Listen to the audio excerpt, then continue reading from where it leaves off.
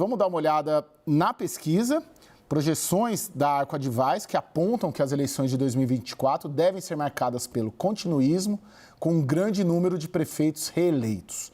E outra característica do próximo pleito é que os partidos do Centrão e o PL são os favoritos para eleger o maior número de prefeitos e prefeituras nas capitais.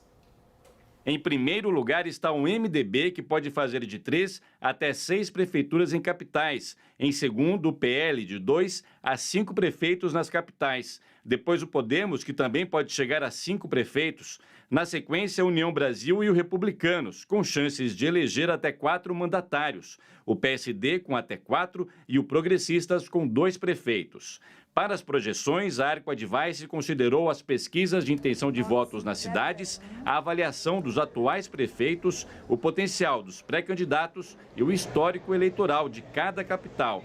Com base nestas variáveis, o estudo aponta também que grandes partidos como o PT e o PSDB vão conseguir eleger no máximo um prefeito nas capitais do país. Ainda segundo a Arco Advice, 2024 será a eleição do continuismo. Dos 19 prefeitos que podem buscar um novo mandato, 13 têm boas chances de serem reeleitos. Se o favoritismo se confirmar, o índice de reeleição será de 68%.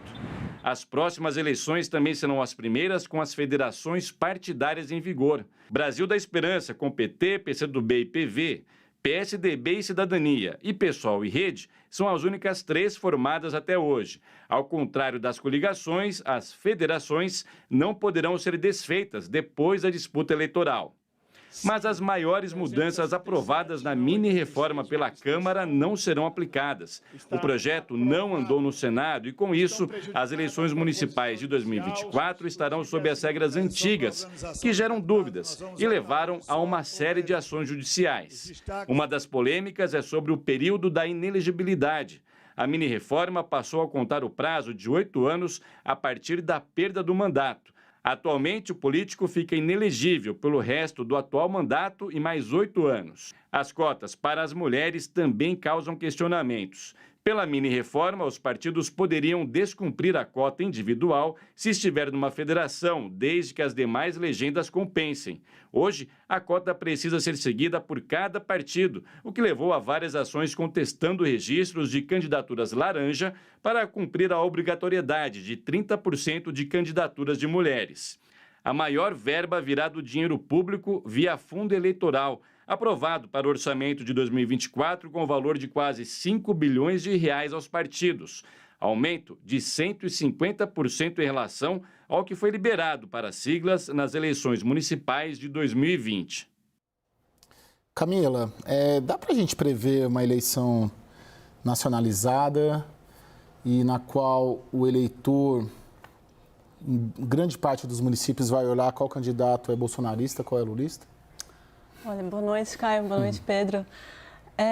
Na verdade, a dinâmica das eleições municipais, ela obedece outra lógica, né, que é muito mais local, vamos dizer assim. Então, as pessoas estão olhando muito mais para os problemas do próprio município, da própria cidade, do que necessariamente para disputas ideológicas nesse âmbito macro, né? Então, eu acho que, eventualmente, pode influenciar em algum lugar ou outro. Eu acho que principalmente o Bolsonaro, como cabo eleitoral de cidades menores, de algumas regiões específicas, pode influenciar, mas eu acho que na maior parte do Brasil, não. Agora, por que numa pesquisa como essa, por que tem essa questão, sempre aqui no Brasil, assim, de o PT, por exemplo, forte sempre nas eleições, nas disputas presidenciais, costuma ser bem sucedido, 2002, 6, 10, 14... e 22.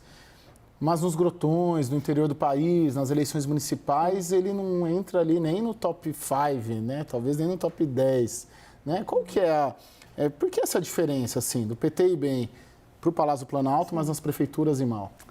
Cara, essa é uma ótima pergunta, porque historicamente, na verdade, não só o PT, mas a esquerda e partidos de centro-esquerda tem muita dificuldade em penetrar, né, em cidades do interior, em locais mais remotos, por conta da dinâmica de famílias locais, de oligarquias, né, então, às vezes, são municípios que são muito fechados politicamente para forças políticas externas, né? E o PT é um partido, enfim, foi fundado em São Paulo, né? Que tem muita força do sindicalismo e tudo mais, então eu acho que tem essa dificuldade mesmo de se interiorizar. Sim. Você vê o PT preocupado com isso, Pedro?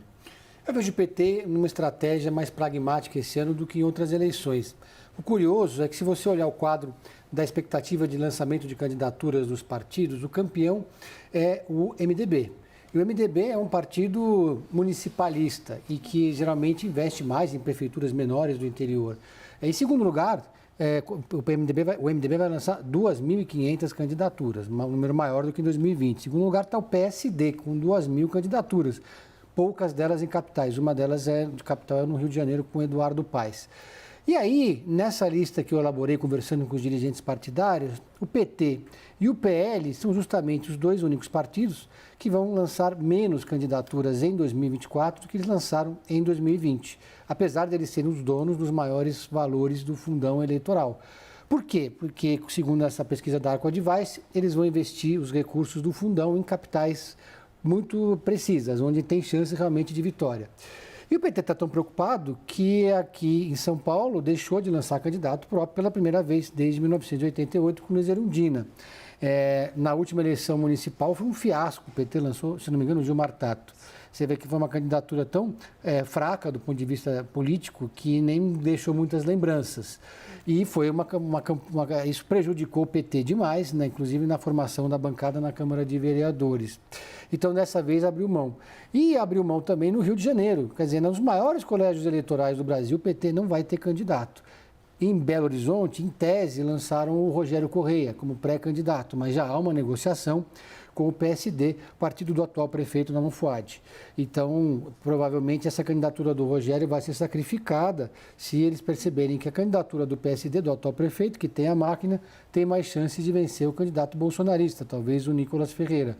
Então, o PT vai agora... Eu conversei com o Humberto Costa outro dia sobre isso. Ele diz que o PT vai lançar candidato em 11 capitais. Eu achei um número ousado. Na projeção da Arco, a chance de vitória em uma eles colocam. Diz que vão lançar em 11. Eu acho que tem alguma coisa no Ceará, acho que Campo Grande, Zeca do PT, né? Muitas candidaturas no Nordeste, onde o PT é mais forte. A candidatura da Maria do Rosário em Porto Alegre está bastante consolidada. E só também, assim, nos grandes centros urbanos, Recife, o PT vai apoiar o João Campos, do PSB.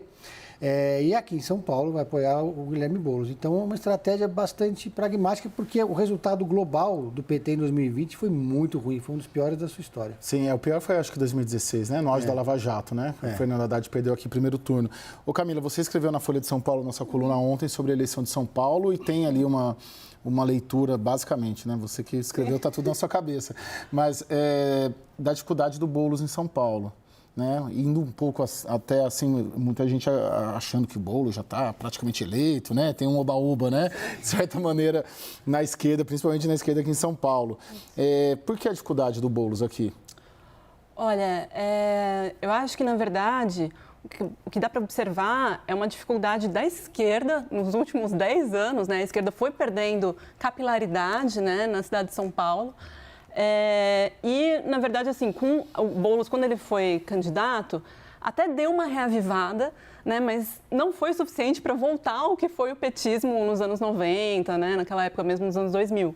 Então, a gente tem que considerar, por exemplo, que a avaliação do atual prefeito, ela é bastante razoável, ela é parecida com a avaliação que o Bruno Covas tinha, né, na época de quando ele foi candidato.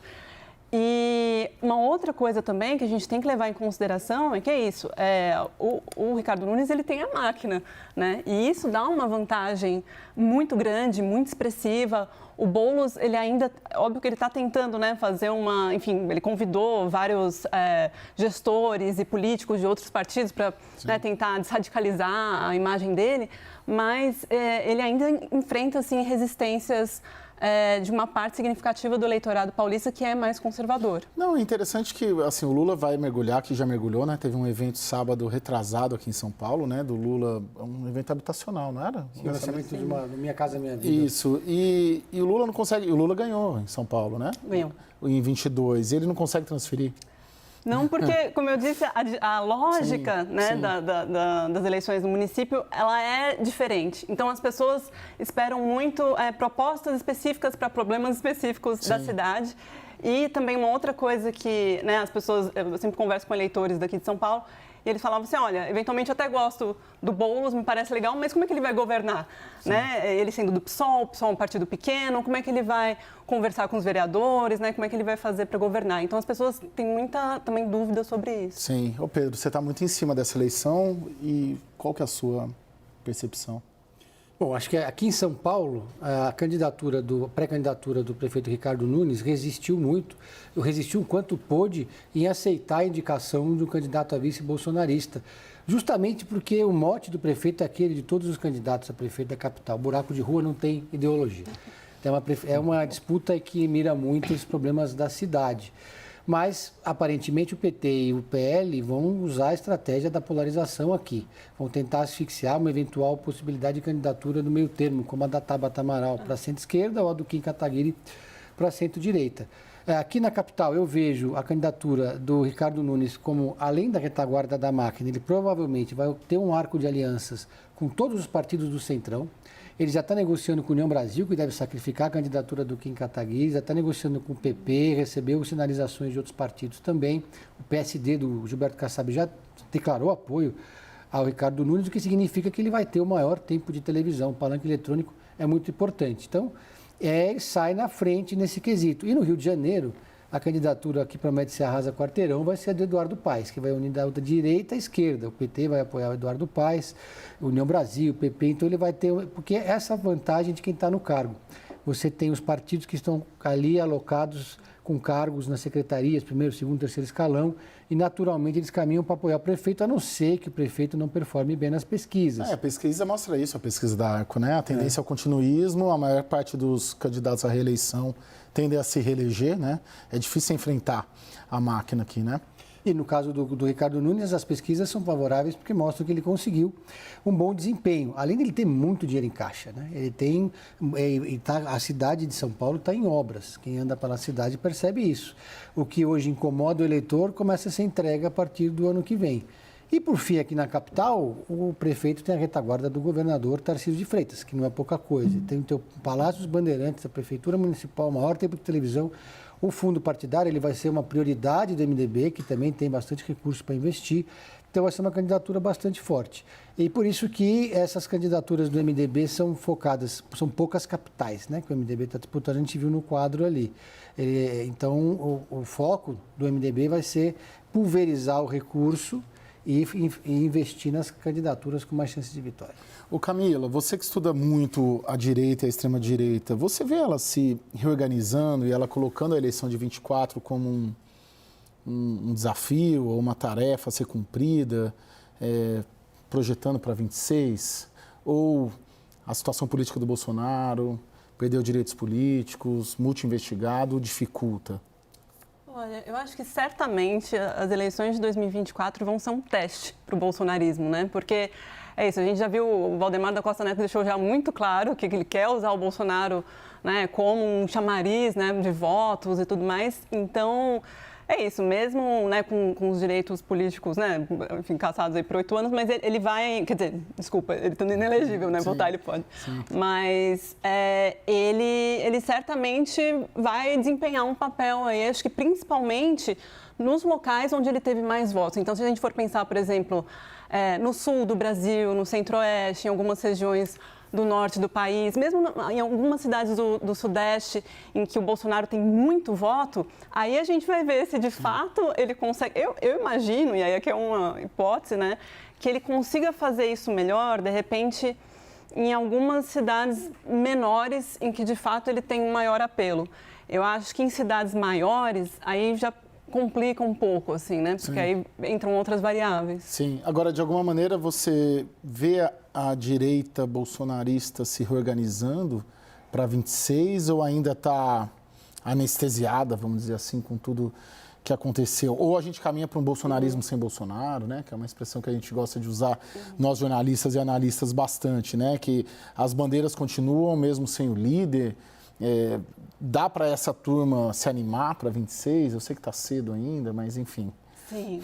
Olha, eu acho que se a gente for olhar do ponto de vista, vamos dizer assim, mais extra-institucional, então do bolsonarismo nas ruas, eles estão, sim, procurando se reorganizar. Então, por exemplo, nas últimas manifestações, aconteceu uma coisa inédita, que várias lideranças políticas alinhadas ao bolsonarismo estavam reunidas no mesmo carro de som. Isso em protestos de direita, extrema-direita, né, desde que o Bolsonaro surgiu como uma liderança política, nunca tinha acontecido. Então, de estar todo mundo junto ali, falando as mesmas coisas. Então, eu acho que isso já é um bom indício, um bom sinal de que as pessoas estão dispostas, eventualmente, Sim. a parar de brigar entre eles e se unir em torno de uma causa comum, eventualmente de um nome comum para 2026. Sim, isso ajuda a entender por que o Ricardo Nunes fica nesse lance ali com o Bolsonaro, né?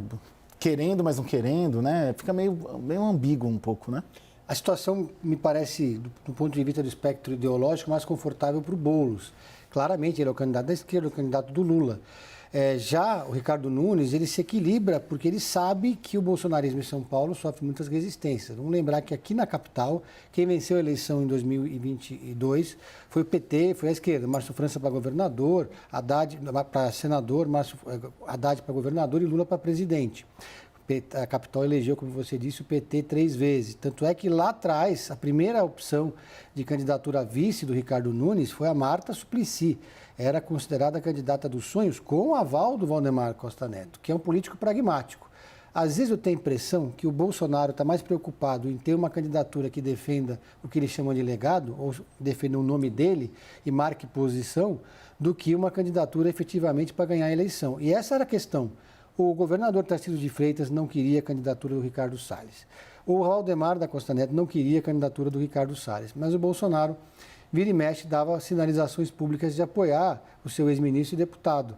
Acabou cedendo, aparentemente já fechou a questão com o Ricardo Nunes, mas disse que vai bater o martelo sozinho de quem vai ser o seu candidato a vice.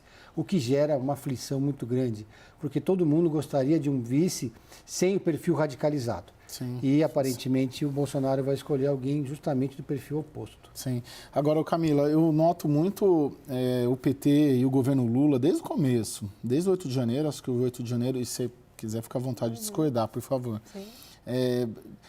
Batendo nessa tecla do bolsonarismo e do Bolsonaro, né, a todo instante. Primeiro semestre inteiro, era o Flávio Dino falando de Bolsonaro, do bolsonarismo, dos extremistas, por aí vai.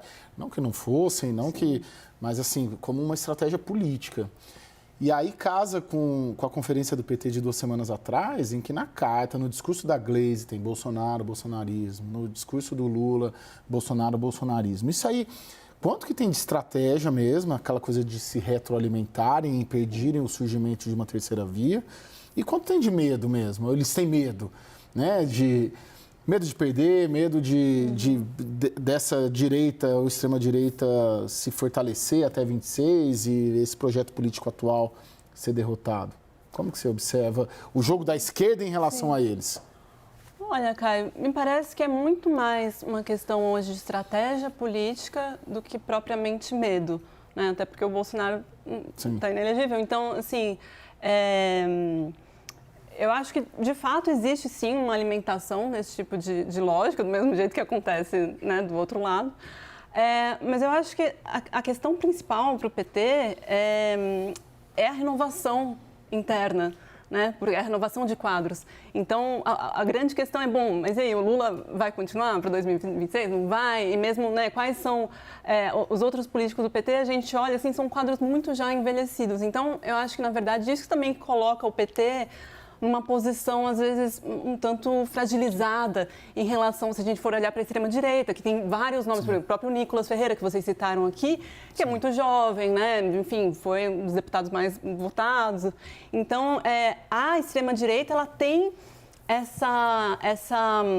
consegue criar novos quadros, né? Consegue lançar novas pessoas. E o PT tem essa dificuldade. Agora, quando você fala dos novos quadros da direita, você coloca a direita moderada também? Você acha que o Tarcísio é um novo quadro? Porque a gente não pode dizer que o Tarcísio é parecido com o Bolsonaro, porque são diferentes. São, né? E aí, a profusão de lideranças à direita nascendo e sendo formadas, elas estão mais para uma direita moderada ou estão mais para uma direita bolsonarista? Eu acho que tem para os dois públicos, para os dois gostos. Mas, inclusive porque eu acho que em muitos aspectos, o bolsonarismo, vamos dizer assim, mais explícito, né? Ele acabou também virando uma espécie de política de nicho. Né? Então, esse bolsonarismo, vamos dizer, que eu digo, mais ligado, por exemplo, ao 8 de janeiro, né? As pessoas que realmente aprovam o que aconteceu, por exemplo, é uma coisa muito de nicho. Agora, um perfil como, por exemplo, do Tarcísio, ele é mais amplo, né? Como você disse, ele por exemplo, ele consegue trafegar para o centro, né? Ele consegue, então, ele alarga, né? Ele não fica preso nesse espectro do bolsonarismo. Sim, com a dificuldade que para vencer uma eleição você precisa do nicho, né? Também, não é? E você vê o Tarcísio mais cabo eleitoral aqui em São Paulo do que o Bolsonaro, ou vice-versa? O Tarcísio ele tem uma relação de lealdade absoluta ao Bolsonaro. Ele não gostaria de apoiar o Ricardo Salles, mas se o Bolsonaro batesse o pé, ele iria apoiar o Ricardo Salles. Aconteceu isso no Rio de Janeiro. O Ramagem não era o candidato preferido do Cláudio Castro. Aliás, foi curioso, porque no Rio de Janeiro o Cláudio Castro chegou a fazer um movimento de aproximação com Lula e com o PT, pensando numa eventual candidatura ao Senado em 2026, depois ele voltou atrás. Então, eu vejo aqui em São Paulo o Tarcísio como um cabo eleitoral muito importante por conta da máquina e por conta da liderança que ele é. E é curioso também, quando a gente fala do Tarcísio, observar que o Bolsonaro interdita qualquer debate sobre a formação de uma liderança para disputar a eleição de 2026. Mesmo movimento que o Lula fez em 2018, que prejudicou demais a candidatura do Fernando Haddad. Se ele tivesse trabalhado uma candidatura, já que era previsível que ele não seria candidato, talvez ela fosse mais competitiva. Se o PT quisesse vencer o bolsonarismo, teria apoiado o Ciro Gomes, por exemplo. Não aconteceu, porque naquele momento o Lula, a estratégia dele não era ganhar a eleição, era se proteger politicamente. Eu acho que o Bolsonaro está fazendo isso também. E o Tarcísio vai cuidando da sua agenda doméstica aqui em São Paulo, pensando muito mais na sua reeleição. E isso passa por eleger o maior número de prefeitos, porque ele não tem um grupo político.